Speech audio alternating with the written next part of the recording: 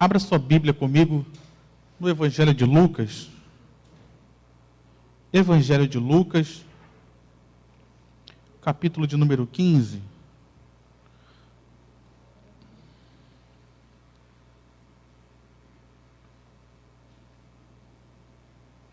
Talvez um dos textos mais conhecidos da Palavra de Deus. Evangelho de Lucas, capítulo de número 15.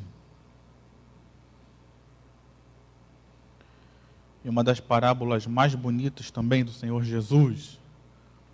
Lucas 15. Vamos ler a partir do versículo 11, que diz assim a palavra do Senhor. Lucas 15, 11. Você já achou? Diga amém. Jesus continuou.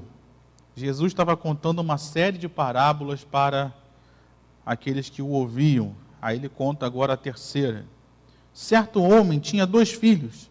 O mais moço deles disse ao pai: Pai, quero que o Senhor me dê a parte dos bens que me cabe. E o pai repartiu os bens entre eles. Passados não muitos dias, o filho mais moço, ajuntando tudo o que era seu, partiu para uma terra distante e lá desperdiçou todos os seus bens, vivendo de forma desenfreada. Depois de ter consumido tudo, sobreveio àquele país uma grande fome e ele começou a passar necessidade. Então foi pedir trabalho a um dos cidadãos daquela terra, e este o mandou para o seu campo a fim de cuidar dos porcos. Ali ele desejava alimentar-se das alfarrobas, a ração que os porcos comiam, mas ninguém lhe dava nada. Então, caindo em si, disse: Quantos trabalhadores de meu pai têm pão com fartura, e eu aqui estou morrendo de fome. Vou me arrumar, voltar para o meu pai e lhe dizer: Pai, pequei contra Deus e diante do Senhor, já não sou digno de ser chamado de seu filho. Trate-me como um dos seus trabalhadores. E arrumando-se, foi para o seu pai. Vinha ele ainda longe quando seu pai o avistou e, compadecido dele, correndo, o abraçou e beijou. E o filho lhe disse: Pai, pequei contra Deus e diante do Senhor, já não sou digno de ser chamado de seu filho. O pai, porém, disse aos servos: Tragam depressa a melhor roupa e vistam nele. Ponham um anel no dedo dele e sandálias nos pés. Tragam e matem o bezerro gordo. Vamos comer e festejar. Porque este meu filho estava morto e reviveu, estava perdido e foi achado. E começaram a festejar. Ora, o filho mais velho estava no campo. Quando voltava, ao aproximar-se da casa, ouviu a música e as danças. Quando chamou um dos empregados e perguntou o que era aquilo. E ele informou: o seu irmão voltou, e por tê-lo recuperado com saúde, o seu pai mandou matar o bezerro gordo. O filho mais velho se indignou e não queria entrar. Saindo, porém, o pai procurou convencê-lo a entrar. Mas ele respondeu ao seu pai: Faz tantos anos que sirvo ao Senhor e nunca transgredi um mandamento seu. Mas o Senhor nunca me deu um cabrito sequer para fazer festa com os meus amigos. Mas quando veio esse seu filho, que sumiu com os bens do Senhor, gastando tudo com prostitutas, o Senhor mandou matar o bezerro gordo para ele. Então o pai respondeu: Meu filho, você está sempre comigo, tudo que eu tenho é seu. Mas era preciso festejar e alegrar-se, porque este seu irmão estava morto e reviveu, estava perdido e foi achado. Amém? Vamos orar. Pai, no nome do Senhor Jesus, que o Senhor fale conosco agora através da Tua palavra, que caia por terra toda a barreira, toda a resistência, e que o Senhor fale conosco, Deus, de forma pessoal, que o Senhor fale conosco de forma a aplicar essa palavra na vida e na realidade de cada um de nós, para que essa palavra produza bênçãos, produza frutos, produza fé, sinais, prodígios, maravilhas em nossas vidas, no nome do Senhor Jesus e para a glória do Teu nome, é que eu oro, entregando tudo nas Tuas mãos e te agradecendo. Amém e amém. Esse texto, querido, como eu falava antes, ele retrata uma das parábolas mais bonitas do Senhor Jesus. Há quem diga que se toda a Bíblia for perdida e se sobrar esse trecho da palavra de Deus, seria o suficiente para que nós alcançássemos a salvação. O Senhor Jesus aqui, ele estava num embate pregando o Evangelho. E você sabe que na multidão que ouvia a Cristo, tinha diversos tipos de pessoas. Tinha os fariseus, os saduceus, que representavam a classe religiosa. Tinha pessoas comuns, israelitas, que estavam ali presentes. Tinha também os publicanos, que eram considerados os piores pecadores daquela região. Todas essas pessoas estavam ali ouvindo essa mensagem. E Jesus contou esse texto para alcançar a cada uma delas, porque o nosso Deus, ele não quer jogar ninguém fora. O Senhor Jesus, ele veio para todos. Diga amém.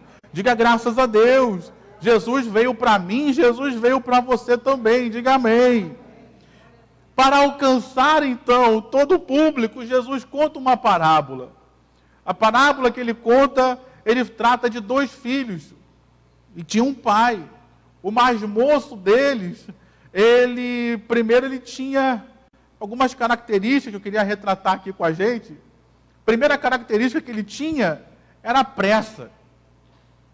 Isso é uma coisa que nós, da nossa geração hoje, a gente se identifica bastante, porque o que essa geração tem de pressa, não tem relato nas gerações anteriores. Hoje em dia, cada vez mais as pessoas têm mais pressa nas coisas. Eu sou do tempo que a gente ia no banco e ficava na fila do banco 1 hora, 2 horas, 3 horas, torcendo para ser atendido. Eu sou do tempo da internet que você, para baixar uma música na internet, você botava a música para começar a baixar de madrugada, meia-noite, 10 horas, e ia dormir. Você acordava de manhã, às vezes não tinha baixado a música toda. Hoje em dia, você no celular é mais rápido do que a internet no computador daquele tempo. Aquele jovem, ele tinha pressa das coisas. Aquele jovem, ele tinha pressa de fazer as coisas. Aquele jovem tinha pressa de ter as coisas. E no afã de ter as coisas que ele queria, ele pediu uma herança que ainda não estava no tempo. Porque herança é algo que você recebe após a morte de alguém. É assim que funciona a herança. Ele queria algo antecipado. Ele queria algo antes. E o texto vai nos dizer de Provérbios, um provérbio conhecido, que a posse antecipada de uma herança, no final não será abençoada. Então aquele jovem, ele quis algo antes do tempo. Será que alguns de nós queremos algo antes do tempo, às vezes? A gente quer que as coisas aconteçam, mas a gente quer que seja tudo para agora. Ou de preferência para ontem, como a gente gosta de dizer. Já aconteceu, já está na mão. Mas, querido, eu não sei como é que são as coisas lá fora. O mundo pode ter se modernizado, a internet pode estar mais rápida, a legislação bancária pode ter melhorado para nós um pouco. Mas eu quero te dizer que no reino de Deus, tem coisas que não mudam, tem coisas que requer tempo, tem coisas que requer dedicação, tem coisas que não acontecem de uma hora para outra. Para ele receber uma herança que fosse bênção na vida dele, para ele receber uma herança que tivesse sabedoria para administrar, ele precisava de tempo para ter sabedoria. Sabedoria não é uma coisa que você está aqui hoje e de repente você faz uma oração e Deus simplesmente joga a sabedoria em você. Não é bem assim que funciona.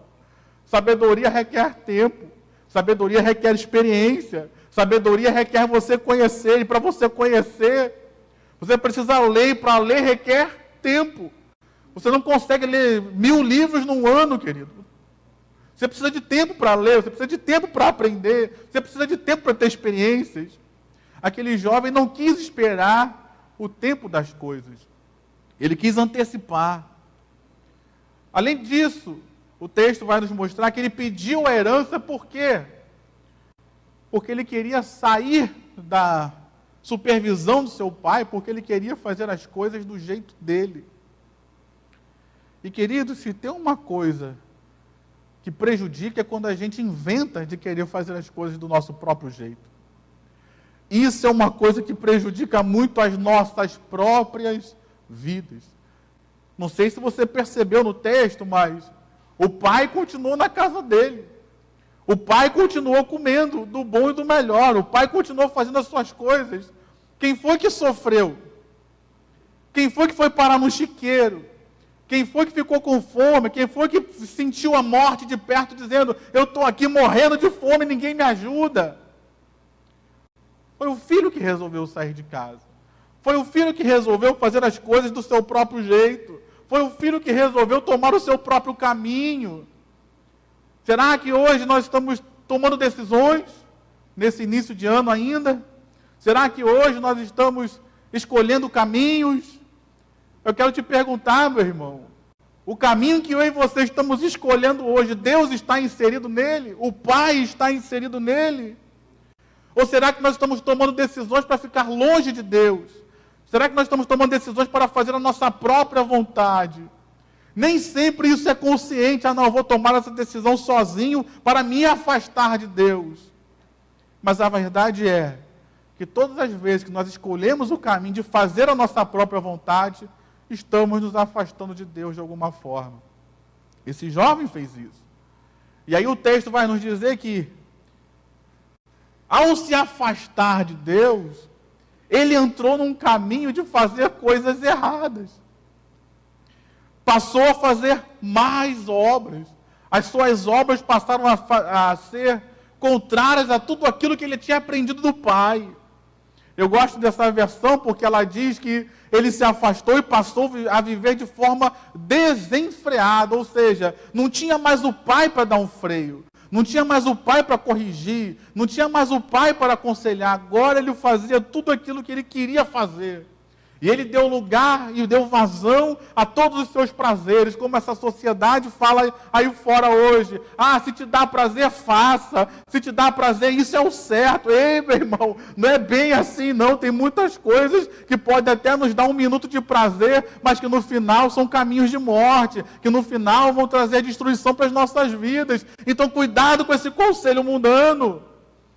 Aquele jovem, ele seguiu o caminho dele, de fazer coisas que desagradavam a Deus, de fazer coisas que eram contrárias àquilo que o Pai ensinou ele a fazer. E o texto nos diz que, por seguir esse caminho de fazer aquilo que era errado, por seguir o caminho de fazer aquilo que era mal diante de Deus, o final da vida desse jovem, a vida dele foi parar em um chiqueiro. Para que você entenda, dentro da cultura de Israel não se cria porcos, porque ele era considerado um animal impuro diante de Deus. Não se oferecia no altar de Deus porcos. Bois sim, cordeiros, mas porcos não. Deus não aceitava sacrifício de porcos. Por conta disso, Israel não criava porcos. Então nós percebemos que ele foi tão longe, que ele saiu do território de Israel para ficar longe da vista do seu pai e da cultura do seu próprio povo. E estava disposto a fazer aquilo que ele sabia que era algo completamente contrário à vontade de Deus. Um judeu nunca faria isso, queridos. Se fosse nos dias de hoje, nós diríamos que ele chegou no fundo do poço. Se fosse nos dias de hoje, nós diríamos que ele estava numa cracolândia da vida aí, como quase, não é nem mais como ser humano, como um bicho, qualquer outra coisa assim. Foi o nível que aquele jovem chegou por querer seguir a sua própria vontade, por querer fazer aquilo que era a vontade dele fazer, por não querer mais a supervisão do pai, por não querer mais estar na casa do pai, seguindo as orientações dele. As más obras dele fizeram com que ele se afastasse de Deus, fizeram com que ele se afastasse do pai e da casa do pai. Porque ele sabia que não tinha como ele viver fazendo mais obras dentro da casa do pai. Entre ficar na casa do pai em obediência e fazer aquilo que era a vontade dele, ele escolheu sair da casa do pai para fazer aquilo que era a vontade dele. Olhando para o outro filho, o filho mais velho, ele já tem uma outra característica. O filho mais velho, ele não quis entrar na casa do pai. Ele não quis entrar e participar da festa, da recepção que o pai havia dado ao seu irmão, porque ele não aceitou o perdão que o pai deu ao irmão dele. E se tem uma coisa que ainda hoje escandaliza a igreja, e até, infelizmente, a igreja e o mundo, queridos, é que a gente muitas vezes não aceita o perdão que Deus dá aos outros. Você já ouviu aí, você que então que não nasceu num berço evangélico igual a mim, quantos de nós ouvimos e até já falamos isso? Ia lá o fulano, ó, faz uma porção de besteira, faz tudo que é errado quando é jovem, quando fica velho ele se converte. Ainda fica criticando aquela pessoa, como se Deus não fosse aceitar aquilo.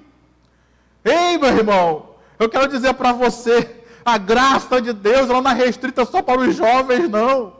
A graça de Deus não é restrita só para aqueles que se entregam rápido a Cristo, não. Tem pessoas que resistem, tem pessoas que são duras de coração, sim, mas a graça de Deus ela está estendida para você, quando você é novo, quando você faz besteira, quando você envelhece, talvez no último suspiro de vida, a graça de Deus ainda está estendida sobre nós. Então quem somos nós para reter o perdão de Deus?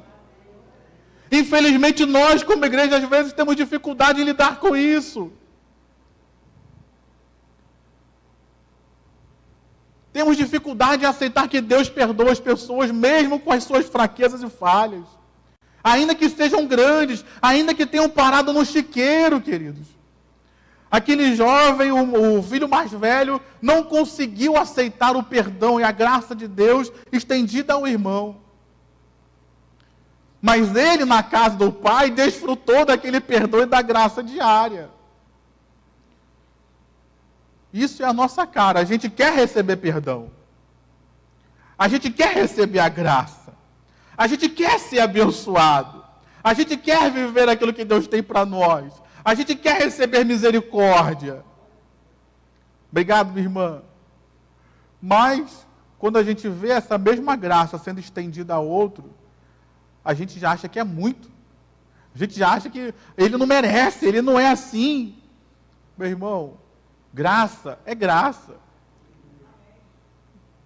Ninguém aqui merece. Ninguém aqui merece. Ninguém aqui é mais merecedor do que o outro. Não. Todos nós recebemos de graça a salvação. Todos nós recebemos de graça a bênção. Todos nós recebemos de graça aquilo que Deus tem para nós. Aquele jovem, ele não quis aceitar entrar na casa, participar da festa, porque o pai havia perdoado o seu irmão. E esse sentimento que ele teve foi tão grande que ele passou a nem se sentir nem filho do seu próprio pai e nem irmão do seu próprio irmão. Porque você lê o texto junto comigo, você vê que em nenhum momento ele trata o pai de pai, nem o irmão de irmão. O fato do pai ter perdoado aquele filho fez com que o outro se sentisse tão excluído que ele não fazia mais parte daquela família. Quantas pessoas são escandalizadas com Deus por causa disso, queridos? Não aceitam que Deus receba as outras pessoas. Quantas pessoas saem da igreja, arrumam confusão aqui dentro. Arrumam confusão, falam mal de um, briga com o outro, sai da igreja e quando volta tem pessoa que se escandaliza que a pessoa voltou. Meu irmão, só existe um lugar de salvação. E o lugar de salvação ainda é a igreja de Jesus, porque aqui é pregado o evangelho, é a igreja que será salva. Então a pessoa vai para onde? Ela fez besteira, ela fez coisas erradas, mas ela vai para onde? Se só Jesus tem as palavras de vida eterna. Temos que aprender a não nos escandalizar, meu irmão, com aquilo que Deus faz, mas sim nos alegrar e participar da festa, porque o bezerro que estava lá era bom, meu irmão, era vitória, era bênção. Enquanto aquele jovem estava ali brigando para entrar na casa, para não entrar na casa, a festa estava rolando e ele não estava desfrutando. Vamos deixar Deus perdoar quem Deus quer perdoar, querido. Vamos deixar Deus se reconciliar com quem Deus quiser se reconciliar. O fato de Deus perdoar pessoas não quer dizer que vai tirar o teu lugar, não, meu irmão. O teu lugar já está garantido no céu. Jesus já comprou o nosso lugar. Tem muitas pessoas que têm medo por causa disso, queridos. Acham que porque Deus recebeu alguém, ela vai perder o lugar dela. Não. Tem lugar para todo mundo na casa do Pai. Diga amém. Tem lugar para mim e para você na casa de Deus. Diga aleluia. Esse escândalo que aquele jovem teve foi algo tão grande que ele passou a se sentir melhor do que o outro, irmão. E aí ele começa a listar as suas boas obras. Como que se dizendo, eu mereço mais do que ele essa festa. Você conhece pessoas assim, versículo 29, se você quiser ler, você pode ler aí, ele vai dizendo, eu estou sempre contigo, pai. Nunca desobedeci nenhuma ordem sua. Mentira, querido. Tirando Jesus, eu não conheço um filho que nunca desobedeceu o pai e mãe, a começar de mim. Quantas vezes desobedeci meu pai e minha mãe? Quebrei a cara, mas desobedeci. Só desse texto está aqui mostrando, o pai saiu para falar com ele, a ordem do pai era, vamos entrar na festa. O que ele estava fazendo? Desobedecendo, reclamando, retrucando. Então só o texto já me mostra que ele não era tão obediente assim quanto ele achava que era. Mas ele se achou merecedor, não, eu sou bom, eu faço boas obras, eu faço tudo certinho. E muitas vezes, queridos, as nossas boas obras nos afastam de Deus. No caso do filho mais novo, as suas más obras o afastaram de Deus e o levaram para o chiqueiro. No caso desse filho mais velho, as boas obras dele o afastaram de Deus, o afastaram do pai, o afastaram da casa do pai, fizeram com que ele ficasse do lado de fora. Por quê? Porque ele se achou bom demais por fazê-las. Ele achou que tinha mérito em fazer aquilo que era certo. Ele achou que tinha mérito em fazer as coisas boas. Ele achou que por fazer coisas boas, isso o tornava melhor do que os outros. Tem gente assim, querido, que acha que porque só obedece na igreja, ele é melhor do que o outro. Tem pessoas assim que acham que porque só estão mais escaladas do que outros, ou podem estar mais frequentemente na igreja do que outras, elas se tornam melhores do que as outras. Era o filho mais velho. Eu estou aqui sempre. Eu faço. Eu trabalho. Eu estou envolvido. Mas se esquece que tudo isso é a graça de Deus.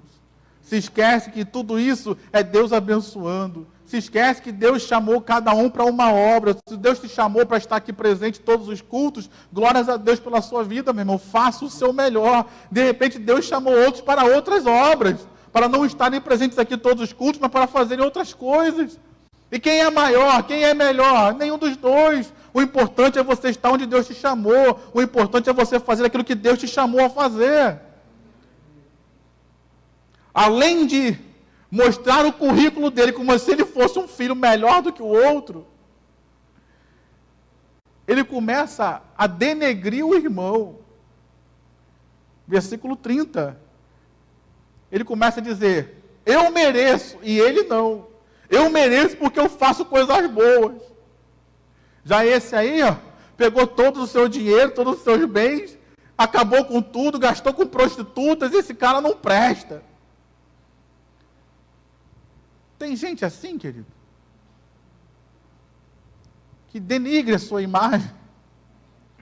Você está tentando, no caso do filho mais novo aqui, estava tentando buscar a Deus, se reconciliar com o pai, e o outro está lá, e esse não presta.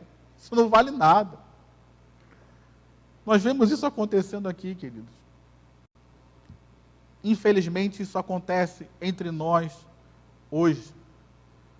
Infelizmente, isso acontece na igreja hoje. Pessoas que se acham melhores do que as outras. Pessoas que denigrem as outras para que elas possam sobressair. Pessoas que falam mal das outras para que elas possam fazer aquilo que elas querem fazer.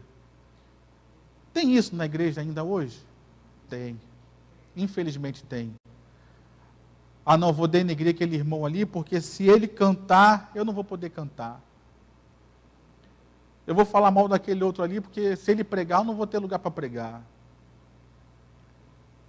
Eu vou falar mal daquele irmão ali, porque ele está crescendo muito, as pessoas estão gostando dele, então ele tem que fazer alguma coisa para que as pessoas parem de gostar dele, gostem de mim, porque eu sou bom, eu sou melhor. Eu faço coisas boas. Nós olhamos e vemos que O fato dele fazer coisas boas e o irmão fazer coisas ruins fez com que ele achasse que tinha mais mérito em ter as coisas. E no reino de Deus, querido, ninguém tem mérito de nada. O único que tem o mérito de alguma coisa é Cristo. Porque Ele foi que morreu em nosso lugar. Ele que conquistou a salvação por nós. A Bíblia fala que tudo é para Ele, por meio dEle. Então, se qualquer coisa que aconteça na casa de Deus, o mérito é de Cristo, porque foi Ele quem capacitou a cada um de nós fazer. Se acontece alguma coisa na casa de Deus, o mérito é de Cristo, porque foi Ele quem operou. Se acontece alguma coisa na casa de Deus, o mérito é de Cristo, porque no final é para que seja glorificado o nome dEle, não o nosso. Tem pessoas que estão esperando que aqui seja igual uma empresa, vamos botar a foto do irmão aqui, esse aqui é o irmão do mês. Jejuou tudo certinho, fez tudo certinho, meu irmão. A única foto que vai ter na igreja vai ser a foto de Jesus, vamos dizer assim, porque Ele que é o digno de glória, Ele que é o digno de louvor, Ele que é o digno de exaltação. O fato daquele jovem se sentir melhor do que o outro, fez com que ele ficasse de fora da casa. Preste atenção nisso aqui. Às vezes nós só valorizamos quando fazemos coisas erradas, aí nos preocupamos. Eu estou fazendo alguma coisa errada, estou me afastando de Deus. Mas às vezes nos afastamos de Deus fazendo coisas boas, quando deixamos que o nosso coração se contamine e nos faça achar que somos melhores do que os outros. Meu irmão, você pode fazer coisas boas muito mais do que eu, mas você nunca vai ser mais filho de Deus do que eu. Nós continuamos sendo filhos de Deus igual. Seremos salvos pela mesma fé. Seremos salvos pelo mesmo Salvador. O fato de você fazer mais não significa que você é mais filho. Apenas que Deus te capacitou a fazer mais. A Bíblia vai nos contar a parábola dos talentos, que Deus deu 5 talentos para um, 2 para outro e 1 para um, conforme a sua capacidade. Talvez você tenha muito mais capacidade do que eu, glória a Deus por isso. Mas isso não faz de você mais santo, mais filho do que eu. Olhando esse contexto, nós vemos que o filho mais novo se afastou de Deus e da casa do pai por causa das suas más obras. E, infelizmente, o filho mais velho se afastou da casa de Deus por causa das suas boas obras. E aí eu acho interessante que a gente olha para o terceiro personagem desse texto, que é o pai. O pai inserido, tratando daqueles 2 filhos em situações completamente diferentes, mas todos 2 precisando da graça de Deus. Todos 2 estavam de fora do plano de Deus. Um porque escolheu sair para fazer a sua própria vontade. O outro porque achou que tinha mérito, era melhor do que os outros. E vemos a ação do pai, que foi muito semelhante com os 2. O primeiro, o mais novo, o que o pai fez ao avistá-lo de longe? Foi ao encontro dele, o abraçou, o beijou, o recepcionou para fazer o quê? Levá-lo para casa. O que o pai fez com o filho mais velho? Estava do lado de fora, estava emburrado lá, estava de birra do lado de fora. O que o pai fez? Foi lá fora buscar o filho emburrado para tentar trazê-lo para a casa de Deus. Meu irmão, eu não sei qual a situação que eu e você nos encontramos hoje. Talvez hoje possamos estar afastados de Deus por causa das nossas más obras. Você escolheu fazer a sua própria vontade, você quis fazer o seu caminho, e hoje você está num caminho não muito bom, não está colhendo resultados que você não esperava. Talvez muitos de nós hoje estejamos na casa de Deus nos achando os melhores.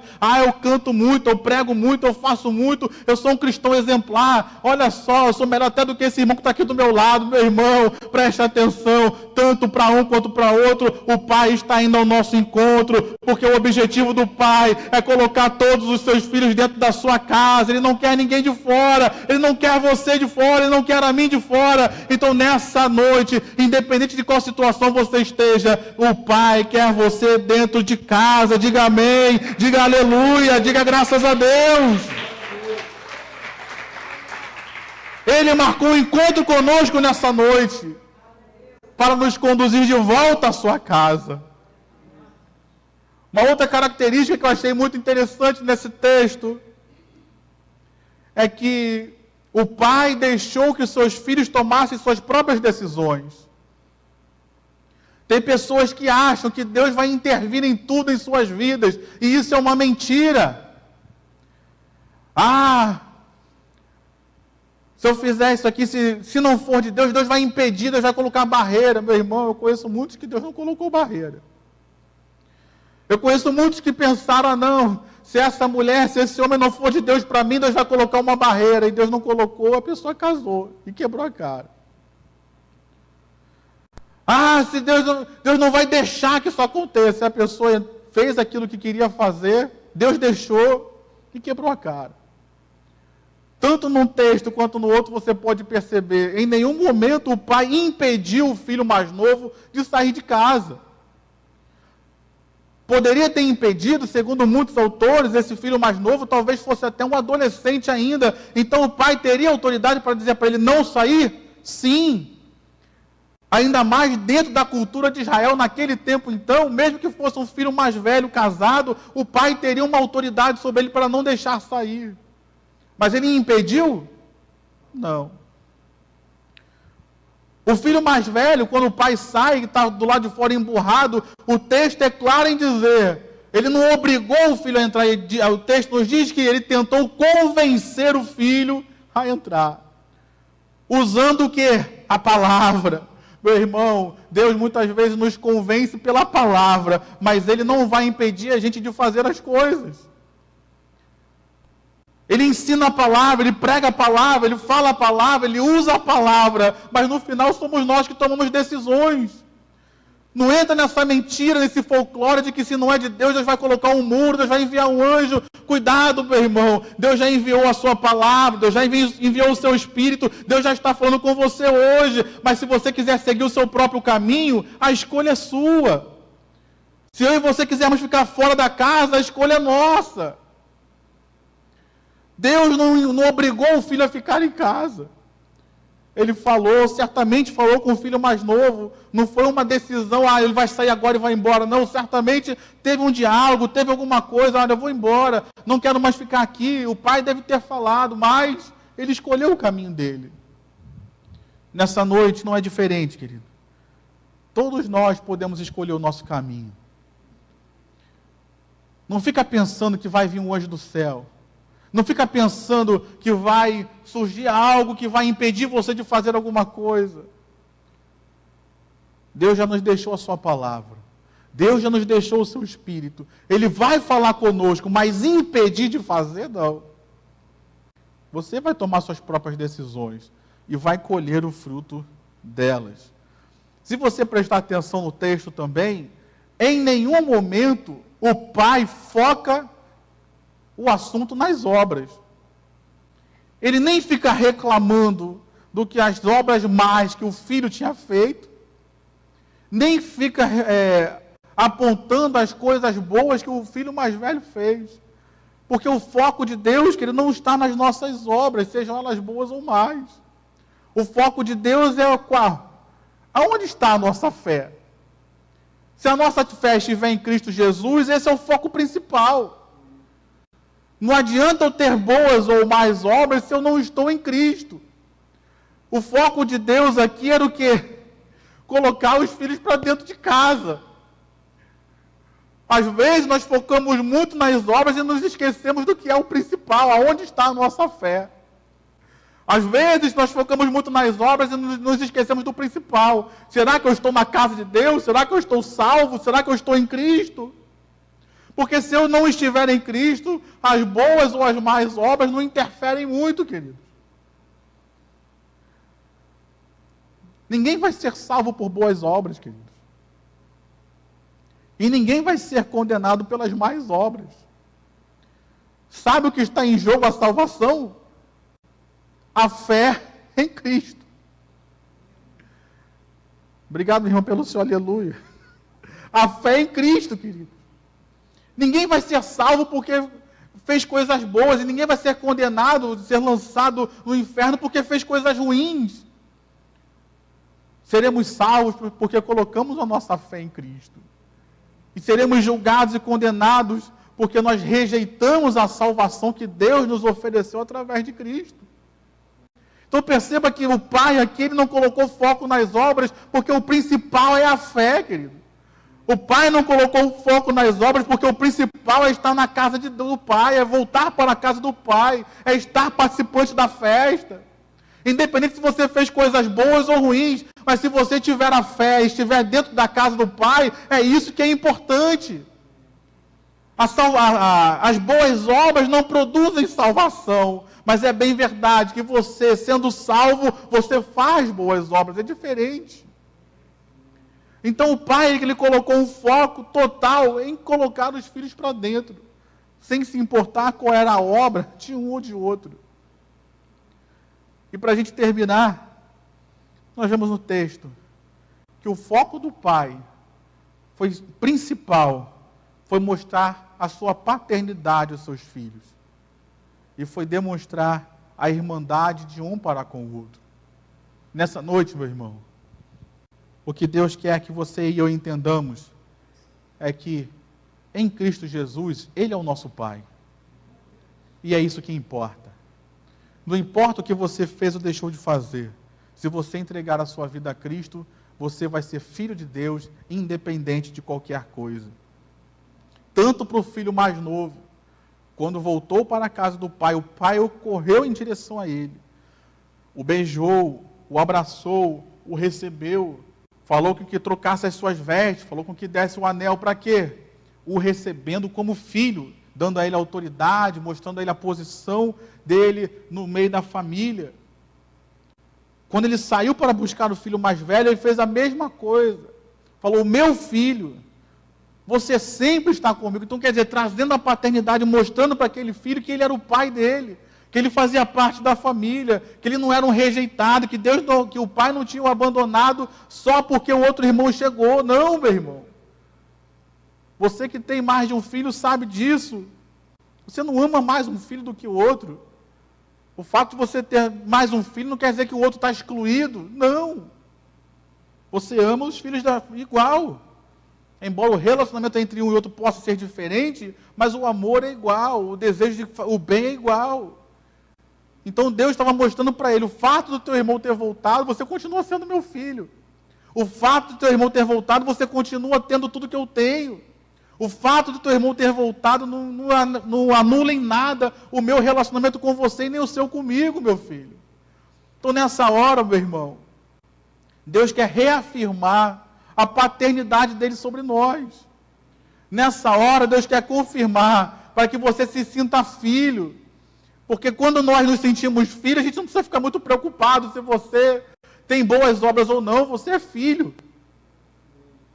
Ser filho de Deus vai produzir boas obras, mas o simples fato de você ser filho já te tranquiliza. Não, eu sou filho de Deus. O simples fato de você ter a consciência de que você é filho já te tranquiliza até com relação às más obras. Eu aprendi isso com meu pai. Meu pai me deu muita segurança, meu pai e minha mãe me deram muita segurança com relação a isso. Sempre me disseram, Rafael, faça o que você fizer, tenha feito besteira. Vem e me fala a verdade que a gente luta junto. Vou estar do teu lado. Pode ter feito a besteira que você fizer, mas eu vou estar do teu lado. Não vou te abandonar, não vou te deixar. E Deus é assim, querido. Não importa o quão errado nós tenhamos feito, mas se eu tenho certeza que Deus é meu Pai, que Deus é comigo, eu vou me prostrar, eu vou me arrepender, eu vou me voltar para Deus e ter a certeza de que eu sou filho e para o filho tem sempre perdão. Eu sou filho e para o filho tem sempre graça. Eu sou filho e para o filho vai ter amor incondicional. Eu sou filho e para o filho vai ter a misericórdia estendida. Eu sou filho e para o filho vai ter novamente festa para que eu possa voltar para o meu Pai. Então, meu irmão, não sei o que você está vivendo, não sei quais situações você está vivendo, mas o Pai está aqui. Não sei quais situações você está vivendo, mas o convite do Pai continua o mesmo. Eu quero ser o seu Pai, você é o meu filho. As obras que você possa ter feito, sejam elas boas ou ruins, não vão determinar quem você é. Quem vai determinar quem você é a sua fé em Jesus. Se você colocar a sua fé em Jesus, todas as coisas mudam. E a segunda coisa que o pai focou, e aí no caso só do filho mais velho, porque o filho mais novo nem se importou com isso, mas ele fez questão de dizer que ele era o pai, mas fez questão de frisar: esse teu irmão estava morto e reviveu, estava perdido e foi achado. Como que tentando curar no coração do filho mais velho, dizendo: ele pode ter feito essas besteiras todas, mas ele ainda é teu irmão. Ele pode ter feito escolhas erradas, mas ele não deixou de ser seu irmão por isso. Meu irmão, minha irmã, a igreja precisa de pessoas assim, queridos. Que quando vêm pessoas que seguiram caminhos errados, tomaram escolhas erradas, que não venham apedrejá-las ou excluí-las da casa de Deus. Dizer que para elas não tem mais jeito, trazer uma sentença para elas final. Não, meu irmão. Enquanto nós estivermos vivos, ainda há esperança. Enquanto estivermos vivos, ainda há perdão. Enquanto estivermos vivos, ainda há graça. E Deus espera que nós sejamos uma igreja assim, que as pessoas entrem por essas portas e possam encontrar o perdão, a graça, a misericórdia estendida para elas, mesmo com seus erros e falhas, porque para Deus ainda há tempo, para Deus ainda há restauração, para Deus Ele pode trazer à vida aquele que estava morto, Ele pode fazer com que seja achado aquele que está perdido. Então, meu irmão, seja um instrumento de graça, seja um instrumento de bênção, seja um instrumento de misericórdia, porque condenação já tem muito aí fora. Para apedrejar, para dizer que não tem mais jeito, tem muito aí fora. Eu e você temos a palavra de Deus, temos a palavra de vida, a palavra de transformação, para dizer para qualquer pessoa: ainda tem jeito, ainda tem saída, ainda tem perdão, ainda tem escape. Você pode sair de qualquer chiqueiro que você esteja, porque a palavra de Deus me garante que o sangue de Jesus nos purifica de todo pecado. Aí você pode estar onde quer que você esteja, porque a palavra de Deus me garante que em Cristo Jesus Ele vai nos receber. Ele diz que aquele que vier a Ele de forma nenhuma Ele lança fora. Então que nós sejamos instrumentos dessa graça. Que nós possamos olhar para os irmãos, para as pessoas ao nosso lado e não vê-las como competidores. Não vê-las como inimigas. Não vê-las como pecadores condenados ao inferno só porque a gente quer. Mas que possamos olhar para elas como irmãos e entender que a graça que eu quero receber, o irmão também quer e ele também deve recebê-la para a glória do Senhor. Amém? Só para a gente terminar, anda um pouquinho na sua Bíblia, só no capítulo 18 de Lucas. Jesus faz uma comparação.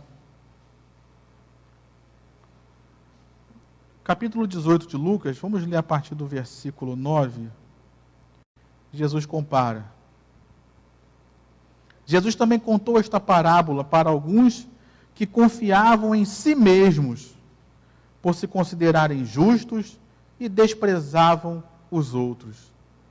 2 homens foram ao templo para orar. Um era fariseu e o outro publicano. Exatamente o mesmo público daquela parábola do filho pródigo. O fariseu ficou em pé. E preste atenção no texto que o Senhor Jesus diz. O fariseu ficou em pé, e orava de si para si mesmo, ou seja, ele não estava nem orando a Deus, ele estava orando para ele, se vangloriando das suas boas obras. Ele substituiu Deus na vida dele mesmo. Ao invés de dar glórias a Deus, ele glorificava a si mesmo pelas boas obras que fazia. Aí ele diz: ó Deus, graças te dou, porque não sou como os demais homens. Eu sou excelente, eu sou muito bom. Roubadores, injustos e adúlteros. Nem ainda como esse publicano. Jejuo 2 vezes por semana, dou dízimo de tudo que ganho. O publicano, estando em pé, longe, nem mesmo ousava levantar os olhos para o céu, mas batia no peito dizendo: ó Deus, tem pena de mim que sou pecador. Digo a vocês que este desceu justificado para a sua casa, e não aquele. Porque todo o que se exalta será humilhado, mas o que se humilha será exaltado. Aquele filho mais velho representa esse fariseu, querido, religioso. Achava que era melhor do que os outros. Então, nessa hora, se coloque de pé. Eu quero fazer uma oração por você, por quem está nos assistindo na internet.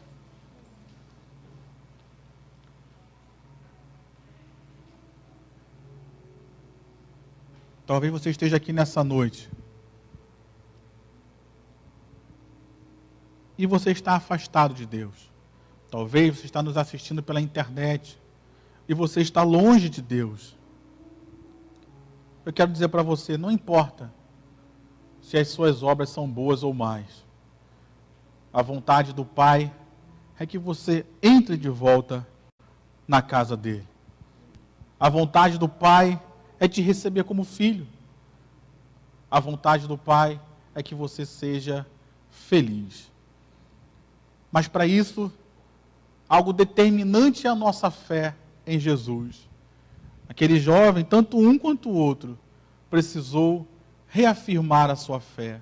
Precisou voltar para a casa do Pai. Precisou consertar algumas coisas na sua vida. Então, nessa hora, você que está me assistindo, você que está aqui no culto, de repente, tem alguém que ainda não é evangélico e precisa entregar a sua vida a Jesus, levante sua mão bem alto. Você que está me assistindo pela internet, quer entregar a sua vida a Jesus, fale com Deus. Tem alguém que está aqui que quer reconciliar com Jesus, você está afastado, quer voltar, quer se reconciliar com Cristo, levante sua mão, está na internet, faça essa oração, diga: eu quero me reconciliar contigo, Senhor. Eu quero voltar para a tua casa. Eu quero voltar para a tua vontade. Amém? Vamos fechar os nossos olhos então. Eu quero orar por todos nós. Pai, toma nossas vidas em tuas mãos, Senhor. É verdade que cada um de nós aqui podemos, em algum momento das nossas vidas, nos enquadrar, tanto em um quanto em outro filho. Muitos de nós já fizemos escolhas erradas, mesmo dentro da casa do Pai. Muitos de nós não soubemos esperar o tempo, e a gente tomou decisões e queria fazer as coisas do nosso jeito. Quantos de nós não falamos, mesmo na casa de Deus: ah, se Deus não faz, então eu vou fazer alguma coisa. Ah, se Deus não faz, então eu vou fazer. Meio que colocando Deus na parede para Deus fazer. E Deus não fez. E a gente tentou fazer as coisas e piorou ou quebrou a cara. Nos perdoa, Pai. Nos perdoa às vezes que nós nos deixamos levar por questões do mundo, nos deixamos levar pelas nossas emoções e ficamos como esse filho mais velho aqui, emburrado. Às vezes Deus fez uma coisa na vida de um novo convertido primeiro do que na nossa, a gente fica com raiva. Às vezes um irmão que se desviou, fez uma porção de besteira lá fora, voltou. Deus o abençoou a vida dele, a gente fica com raiva. Ah, por que deu para ele e não deu para mim? Estou aqui há muito tempão, não me desviei, sou fiel. Por que não? Nos perdoa, Pai. Porque muitas vezes, em muitas circunstâncias, nós fomos ambos os filhos. Ou fomos parar num chiqueiro porque escolhemos a nossa própria vontade, ou ficamos do lado de fora da festa, porque a gente não aceitou o perdão que o Senhor estendeu a outros, a graça que o Senhor estendeu a outros, e nos sentimos melhores, porque nos sentíamos melhores do que aqueles outros. Que o Senhor venha corrigir, Deus, as nossas motivações. Que o Senhor venha corrigir, Deus, os nossos corações. Que o Senhor venha, Pai, moldar os nossos corações para que seja um coração semelhante ao seu, Deus. Que nós possamos sair daqui com a convicção de que somos teus filhos. Confirma isso, Pai. A tua palavra nos diz que essa é a função do teu Santo Espírito. A tua palavra nos diz que o teu Espírito testifica com o nosso Espírito de que nós somos filhos de Deus.